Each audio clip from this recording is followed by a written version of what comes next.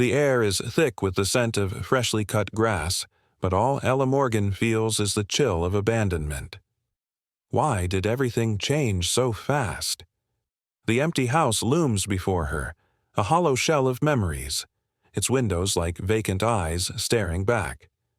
The for sale sign juts from the ground, mocking her with the reality of family betrayal. As she grips her phone, her knuckles turn white, the weight of unspoken words hanging heavy. Where did the laughter go? The silence screams louder than any argument ever could. What do you mean you don't have the keys? The house is empty.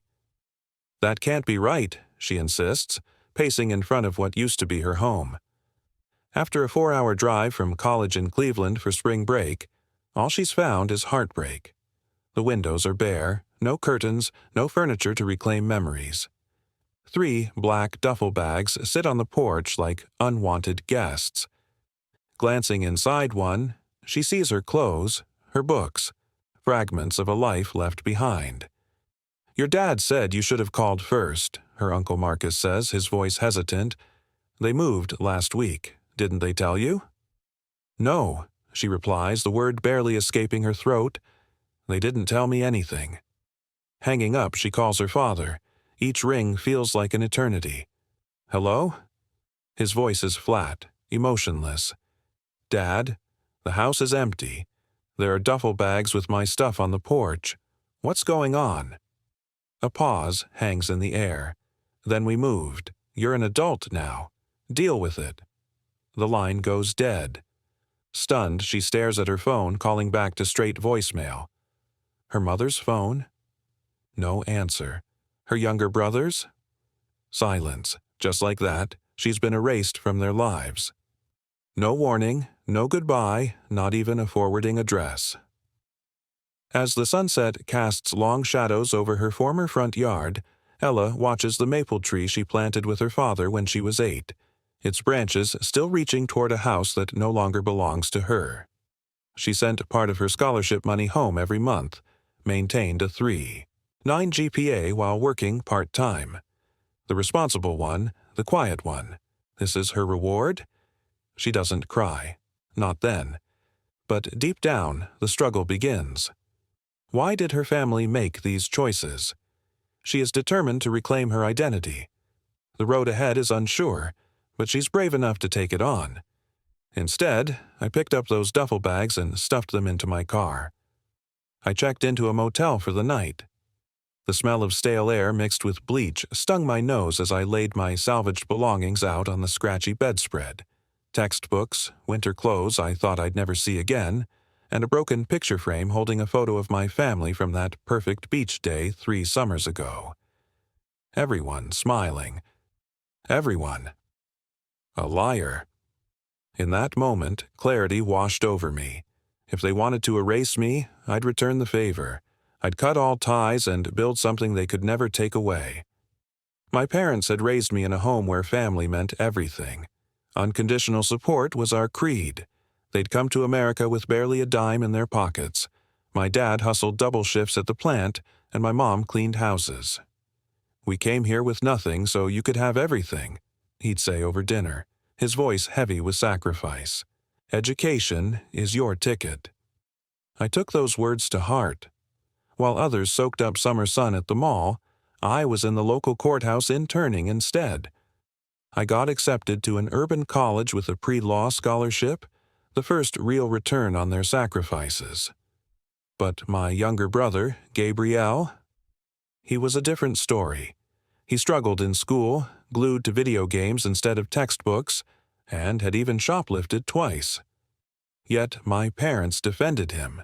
He's finding his way, they said. Maybe that's why their abandonment hit me like a punch to the gut. The responsible daughter cast aside while the troubled son remained sheltered in their wings.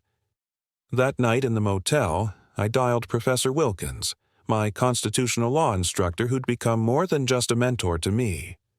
They just left? She asked, disbelief ringing in her voice. Yeah, I'm not sure what to do next. I paused, feeling a lump rise in my throat. I can't go back to the dorms during break. Jasmine. Her tone softened. a lifeline in the storm. I pressed my lips together, trying to keep my composure as a storm of emotions threatened to unleash. Why did they choose him over me? And just like that, the smell of rain seeped through the motel room window. I could almost picture the maple tree in my old front yard, its leaves rustling as if whispering secrets of the past. It was the tree I planted with my dad when I was 8, its branches still reaching toward a home that was no longer mine. I could feel the weight of betrayal like a stone in my chest, igniting a fierce determination to reclaim the narrative twisted by others. I wouldn't let their choices define me. Not now. Not ever. The road ahead was murky, but deep down I knew I had the strength to blaze my own path. Come stay with me until the dorms reopen. We'll figure this out together. Professor Wilkins lived alone in a Victorian house filled with books and 2 elderly cats. She gave me her guest room and a key. No time limit, she said. Focus on your studies. That spring break, instead of relaxing, I threw myself into research. Professor Wilkins had connected me with a summer legal internship at Riverton Law Partners, specializing in housing discrimination cases. The irony wasn't lost on me. Channel it, Professor Wilkins advised over tea one evening. The best advocacy comes from personal experience. I nodded, thinking about the family photos I'd found crumpled at the bottom of one garbage bag. My quinceañera, high school graduation, all the milestones my parents had celebrated only to discard the evidence like trash. That night, I blocked their numbers. All of them, my father, mother, brother, even aunts and uncles who might enable their behavior. If anyone asked about my family, I simply said, "We're not in touch." No dramatic story, no plea for sympathy. I was rebuilding from scratch, and sentimentality had no place in the foundation. The summer internship at Riverton Law Partners changed everything. What started as basic research and coffee runs quickly evolved when my supervisor, attorney Eleanor Grayson, discovered my knack for connecting with clients. "You have something rare, Jasmine," she told me after I helped calm a young mother facing eviction. "You actually listen." I was assigned to assist with intake interviews, meeting families being pushed out of affordable housing by developers, elderly tenants facing illegal rent increases, students dealing with predatory landlords. Their stories resonated with me in ways I couldn't articulate. One evening, after a particularly grueling day interviewing 3 families from the same apartment complex who were all served simultaneous eviction notices, I stayed late organizing case notes. As Ella Morgan stared at the clock, the seconds ticked away like a countdown to an uncertain future. The weight of her family's choices pressed heavily on her chest. Papers scattered around her felt like fragments of her shattered identity. Just as she was about to write her thoughts down, a message pinged on her phone, illuminating the darkness of her room. It was a text from Marcus Turner, her estranged brother, a name she hadn't seen in years. "We need to talk." Her heart raced. What could he possibly want now? Ella's mind spiraled. After being abandoned by her family, she had vowed to rise above their betrayal. With her summer legal internship at Riverton Law Partners, she had found a purpose fighting against housing discrimination. The irony wasn't lost on her. She was, after all, living her own version of eviction, disowned and discarded. That night, as she sifted through family photos crumpled at the bottom of a duffel bag, her quinceañera, her high school graduation, everything felt like a haunting reminder. She had blocked their numbers, cut the ties, and avoided anyone who might bring up her family. If anyone asked, she simply replied, "We're not in touch." No sympathy, no drama, just a determination to rebuild from scratch. The summer internship changed her course completely. Attorney Eleanor Grayson noticed Ella's talent for connecting with clients. "You have something rare," she said after Ella calmed a mother facing eviction. "You actually listen." Her role shifted from coffee runs to critical intake interviews, delving into the painful stories of families about to lose their homes. One evening, exhausted after interviewing 3 families from the same complex receiving simultaneous eviction notices, she found herself working late, surrounded by papers. Eleanor appeared at the doorframe, eyebrows raised. "Burning the midnight oil." "These families have nowhere to go," Ella replied, frustration bubbling. "The developers only offered them 2 weeks in a motel. It's not right." "Unfortunately, that's often more than the law requires," Eleanor sighed. "But 2 weeks isn't enough time. They'll end up homeless." Ella's voice trailed as the gravity of it all sank in. "What are you going to do about it?" Eleanor's question lingered. Then it hit her during a financial aid seminar. Students could apply for social innovation grants, seed money for community projects. The deadline loomed 2 weeks away. She barely slept, drafting a proposal for a housing advocacy program, Safe Space Initiative. Eleanor refined the legal details while Professor Wilkins guided her through the final edits.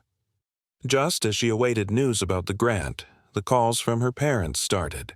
The first voicemail 6 months after they abandoned her: "Jasmine, your mother is worried about you. Call us." No apologies, no explanations, just an expectation to comply. Days passed. A new voicemail arrived. "This silent treatment is childish, Jasmine. We're your family." Marked down, but unanswered. The calls kept coming, bridging from demanding to pleading. None of them acknowledged her pain, the devastation their choices had caused. What was it going to take for them to understand? Just as Ella's resolve began to weaken, her phone buzzed again. It was Marcus, and this time he had something to say. Could this be the moment everything changes? Ella Morgan stood in the dim glow of her office, the weight of her phone heavy in her hand. Outside, Cleveland buzzed, oblivious to the storm brewing inside her. A notification lit up the screen, a message from her estranged mother, words that felt like a grenade rolling across her hard-earned peace. Heart pounding, she read it again. "We need to talk. It's about your father." The warmth from her new family faded, replaced by ice-cold dread. She was about to dive back into a past she thought she had escaped. What did it mean? Was she ready? Or would the truth overshadow everything? When the Urban College awarded me the Social Innovation Grant, $25,000 to launch the Safe Space Initiative, I didn't share the news with them. When I was offered a paid position at Riverton to continue my work through the academic year, I celebrated with Professor Wilkins and Eleanor instead. My new family was forming around me. People who supported me not out of obligation, but out of genuine respect and care. By January, the Safe Space Initiative had assisted 23 students fighting wrongful evictions. We operated out of a converted storage room at Riverton Law Partners, with 2 volunteer paralegals and a rotating schedule of law students earning clinical hours. Most days, I rushed from classes to the office, spending evenings reviewing cases and refining our approach. The work was exhausting but fulfilling. Each family that maintained housing, each student who avoided homelessness, felt like a personal victory. I was building something meaningful from the wreckage of my own displacement. Meanwhile, my parents had ramped up their campaign to reconnect. The calls came with alarming frequency, sometimes multiple times a day. When I continued ignoring them, they enlisted relatives. "Your mother cries every night," my Aunt Lucia texted. "Whatever they did, can't you forgive them?" I didn't respond to these messages either. Forgiveness required acknowledgement, and they had yet to admit any wrongdoing. One Tuesday afternoon in February, I was counseling a sophomore named Devin, who had returned from winter break to find his landlord had rented his room to someone else despite his paid-up lease. As we discussed his options, the office phone rang. Safe Space Initiative. "This is Jasmine," I answered, gesturing apologetically to Devin. "Jasmine, is that you?" It was my mother's voice. My stomach dropped. "How did you get this number?" "It's on your website," she said. Why haven't you returned our calls? We've been worried sick." Devin shifted uncomfortably in his chair. What was I supposed to say? Would this be the moment everything changes? The fluorescent lights hum, casting an eerie glow across the cramped office. Ella Morgan grips the receiver, her heart pounding in her chest. "How did you get this number?" she demands, voice steady but trembling inside. "It's on your website," her mother replies, dread dripping from every syllable. "Why haven't you returned our calls? We've been worried sick." The tension in the room spirals. Ella's world, built on resolute independence, feels suddenly fragile. Devin shifts in his seat, unaware of the emotional storm brewing just outside. As Ella processes her mother's words, memories flood back. Duffel bags, empty hallways, and the silence that followed. "You lost the right to call me when you sold our house without telling me." Each word feels like a weight lifting, yet it carries the sting of abandoned trust. "We had financial troubles." Her mother's voice quakes, revealing a depth of pain. "If you were in trouble, you could have told me." Ella's resolve softens momentarily, but shame and betrayal claw at her heart. The truth hangs heavy in the air. "I need to get back to work. Please respect my boundaries." A finality to her words, she hangs up, fingers shaking as she places the phone down. Old wounds resurface like raindrops against a window, each drop a regret she thought she'd weathered. Later that night, Eleanor finds her lost in thought, eyes glued to the call log. "Everything okay?" "You seem distracted," she probes, concern evident in her voice. Ella shares the call, the words heavy on her tongue. Part of me wonders if they had a good reason. "No, Ella. Reasons and excuses aren't the same," Eleanor counters, unwavering. Whatever debts they faced, they chose to walk away from her without a word. Just like that, the facade shatters, leaving Ella grappling with the fragments. The shadows, each whisper of her family's choices, now threaten to drown her in doubts and what-ifs. The night breathes around her, the rustle of leaves outside a reminder that the storm is far from over. What could she uncover if she pushed through? A chance at understanding, or a deeper betrayal? The road ahead remains uncertain, yet her determination flares, lighting the path to reclaiming her identity among the chaos. What if they had been desperate? The next day, against my better judgment, I did something I'd resisted for months. I searched for my family online. What I found shattered any emerging sympathy. A cheerful Facebook post from my mother dated just 3 weeks after they'd moved, showing her, my father, and Gabriel smiling in front of a new house. The caption read, "New beginnings, so blessed." There had been no financial crisis. There had been no foreclosure. There had just been a decision to leave me behind.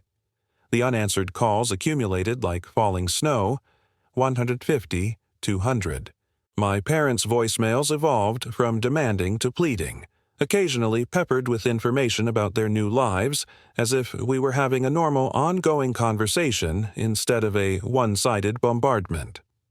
Gabriel got accepted to community college, my mother reported in late March. "He's studying computer programming. You always said he was smart." The neighbors brought us tamales, my father announced in April.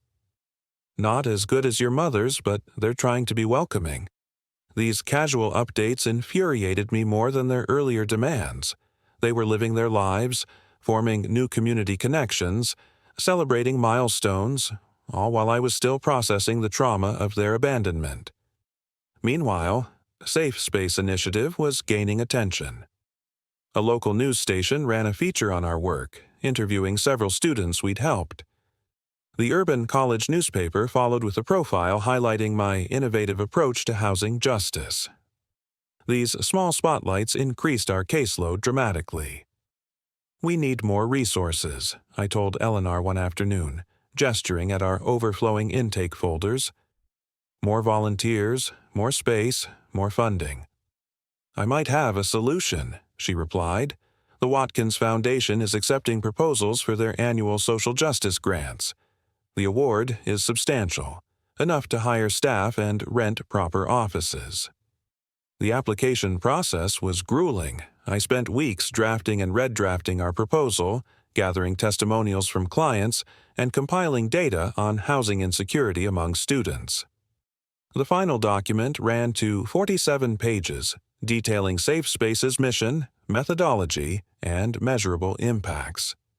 Days after submission, I received a call from an unfamiliar number with my hometown's area code.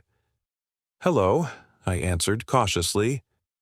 "Jasmine, it's Mrs. Hernandez from next door, our former neighbor. I hadn't spoken to her since the day I found the house empty." "I hope it's okay that I called," she continued. "Your brother gave me your number. He said you might not answer if you saw their names on caller ID. My defenses rose immediately. If this is about reconnecting with my parents—" No, she interrupted. "Well, not directly. It's about the house. Your old house. Someone broke in last night. The police think they were looking for valuables. But of course, the place is empty. Your father asked me to check if perhaps you'd come back for something. He didn't want to report a break-in if it was just you." I nearly laughed at the absurdity. "I haven't been back since that day, Mrs. Hernandez. Besides, I don't have keys anymore." "That's what I told him," she sighed. "But there's something else. The intruder left something behind, an envelope with your name on it.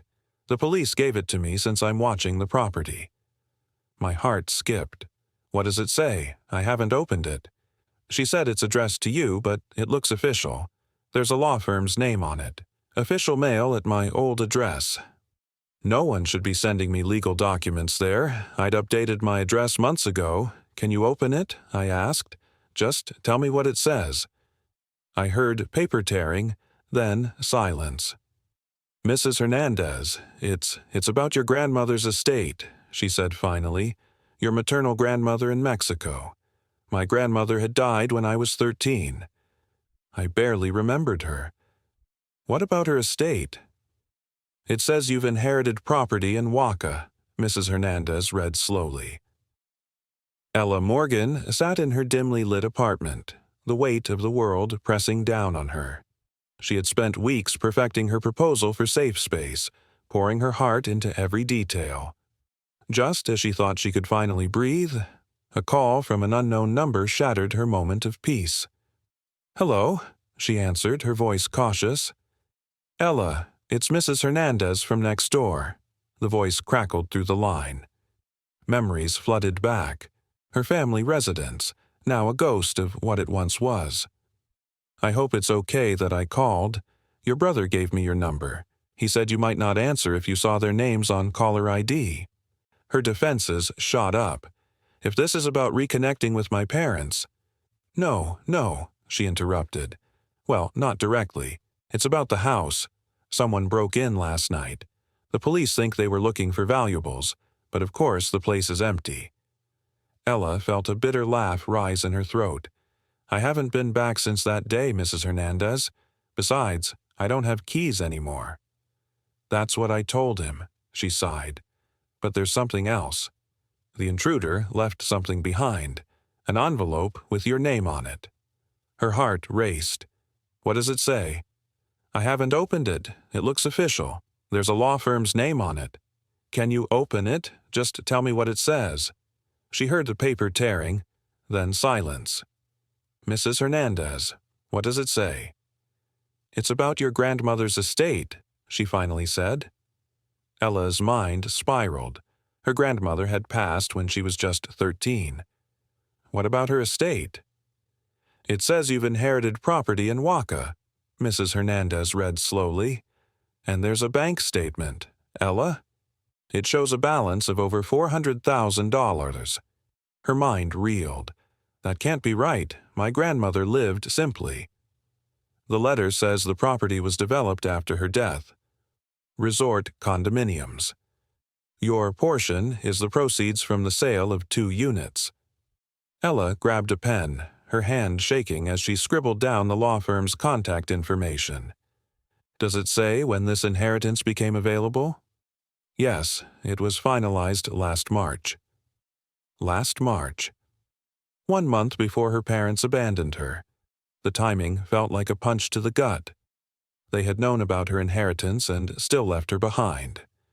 Just as she was processing this bombshell, the Watkins Foundation called. They had been selected as finalists for their grant. Under normal circumstances, this would have been a reason to celebrate. But her thoughts kept circling back to her grandmother's unexpected legacy. After consulting with Eleanor, she contacted the Mexican law firm handling the estate. They confirmed everything. The inheritance was legitimate. The money was hers. Notification had been sent to my parents as my legal guardians over a year ago when I was still 19, she told Professor Wilkins during one of their regular dinners.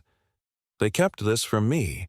They knew I had this inheritance coming and still put my stuff in duffel bags. She set down her fork, her eyes narrowing. Have you considered why? Money, Ella said bitterly. They probably thought they deserved it more than I did. Perhaps, she conceded, but hiding an inheritance is difficult. You would have found out eventually. Maybe they were planning to tell you on their terms to make you grateful, dependent. Ella's heart raced as she thought about the shadows of her past. The betrayal felt like a storm brewing inside her. She needed to reclaim her identity, to understand her family's choices. As her mind drifted back to a sunlit afternoon in her grandmother's garden, the scent of blooming jasmine filled the air. She remembered her grandmother's gentle hands, calloused yet warm, tending to vibrant flowers. Laughter echoed as her parents shared stories, their smiles bright against the backdrop of green. But then the memory shifted. Shadows crept in as she recalled the day they left. The silence that followed felt deafening, the weight of betrayal settling in her chest. The garden, once a sanctuary, now felt like a prison of lost love and unanswered questions. Ella knew she had to confront her past. She had to find the truth buried beneath the layers of family betrayal. The journey ahead would be tough, but she was determined. She was brave. She was resilient, and she would reclaim her identity, no matter the cost. I pushed my plate away. My appetite vanished into the haze of unanswered questions. Did they ever intend to tell me at all? The funds from my inheritance had dropped into my account just 3 days before the Watkins Foundation presentation. For the first time since I found my family residence stripped bare, a strange security wrapped around me. My past felt lighter. The presentation was set for a Saturday afternoon in May, and I found myself at the Foundation's sleek downtown offices an hour early, running through my notes in the waiting area. The air buzzed with anticipation.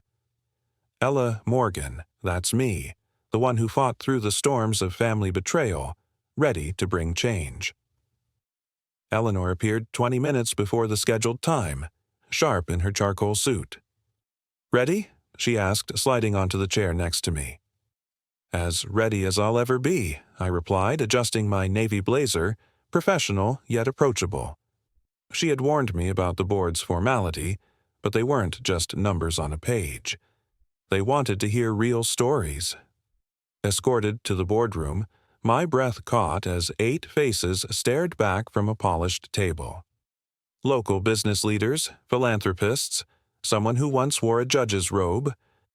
William Watkins, the Foundation's director, stood to greet us. Ms. Morgan, Ms. Grayson, welcome, he said, an invitation laced with authority. Show us why Safe Space deserves our support. I connected my laptop, each click echoing my heartbeats.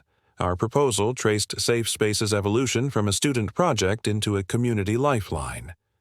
I painted vivid narratives, highlighting the lives we'd touched and the impacts we'd created. Eleanor chimed in with details about our legal frameworks, building momentum. But just as the energy in the room peaked, a hush descended. The boardroom door creaked open, cutting through my concentration. A Foundation assistant leaned in to whisper to Mr. Watkins. My stomach twisted. Was this disruption a sign?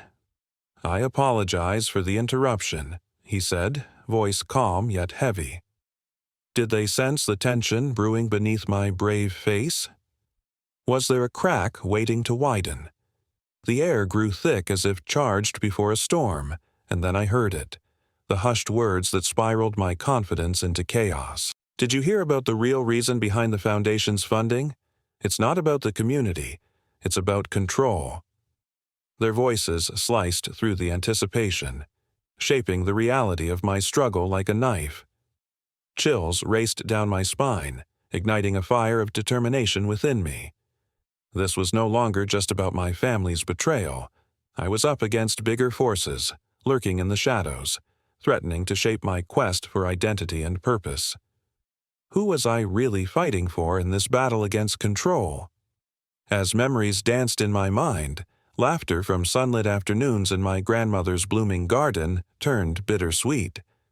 The scent of jasmine faded, shadows creeping in, reminding me of the silence when they left. Could I reclaim what was lost? I steadied my breath, the journey ahead beckoning. It would be tough, but with each heartbeat, I felt something shifting. I was determined. I was brave. I was Ella Morgan, and I would carve my own path forward, despite the weight of betrayal. The presentation wasn't just a pitch, it was my stepping stone back to myself. Ms. Rojas, there are some people here claiming to be your family. They're quite insistent on speaking with you. My heart stopped. My family? They say it's urgent, he added, looking uncomfortable. We can ask them to wait until we finish. Eleanor touched my arm supportively. Your call, Jasmine. I took a steadying breath. After months of unanswered calls, my parents had tracked me down to perhaps the most important professional moment of my young career. The timing couldn't be worse or more telling. Please tell them I'll speak with them after the presentation, I said, my voice remarkably steady. This is too important to interrupt.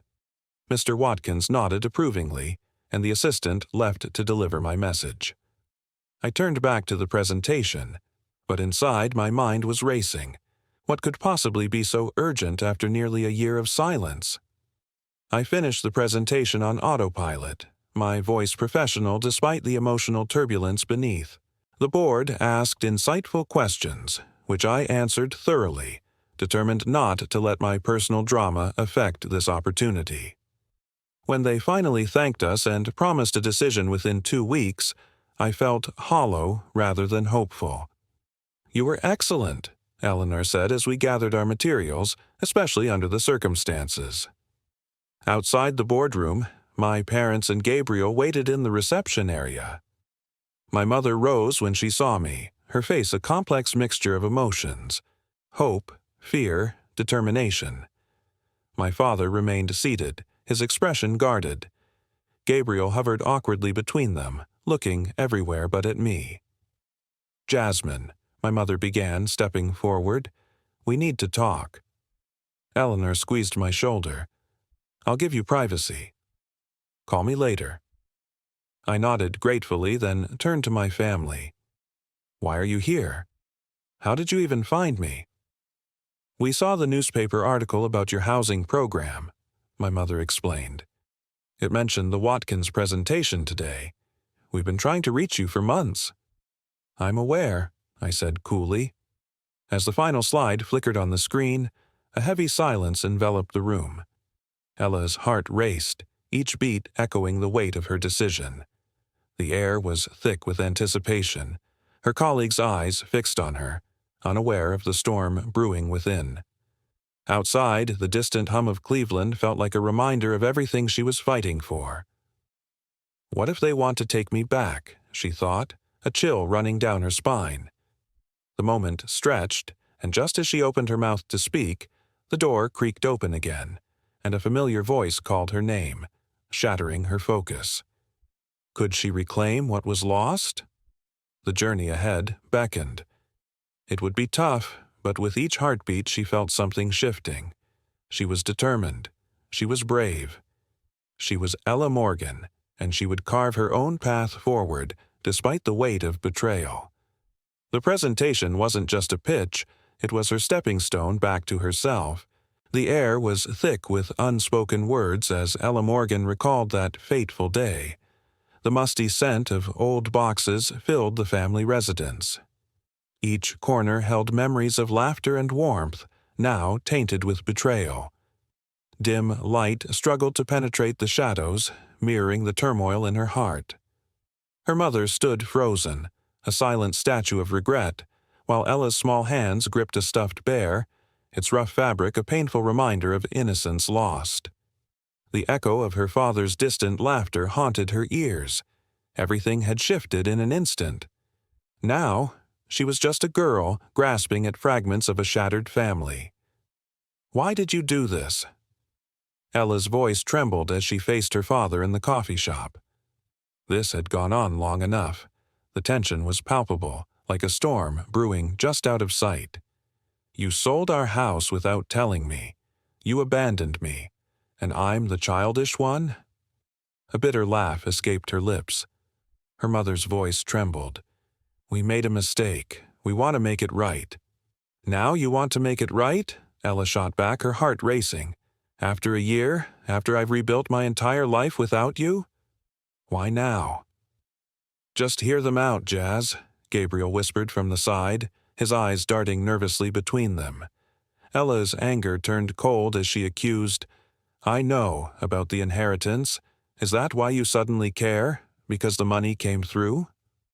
Her father's face darkened, and the weight of years of tension filled the silence. "You've always been so quick to judge," he replied.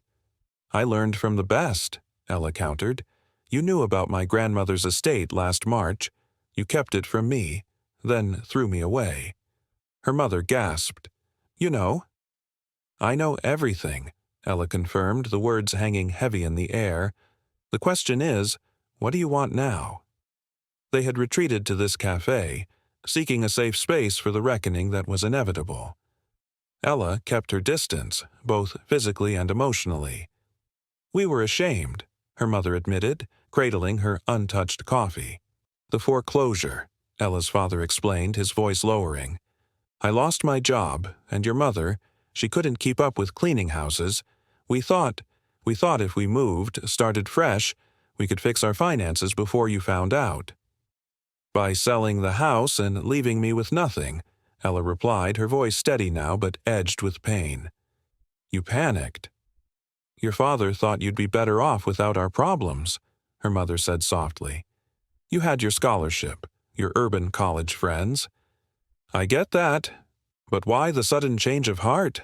Ella challenged, her gaze piercing them. Outside, rain began to fall, the scent hitting her like a long-forgotten memory. Each drop echoed the turmoil within her.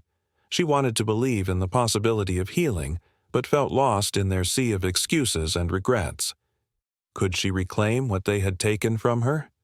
Would her heart allow her to forgive? Or was it too late for that? Ella's journey had only just begun.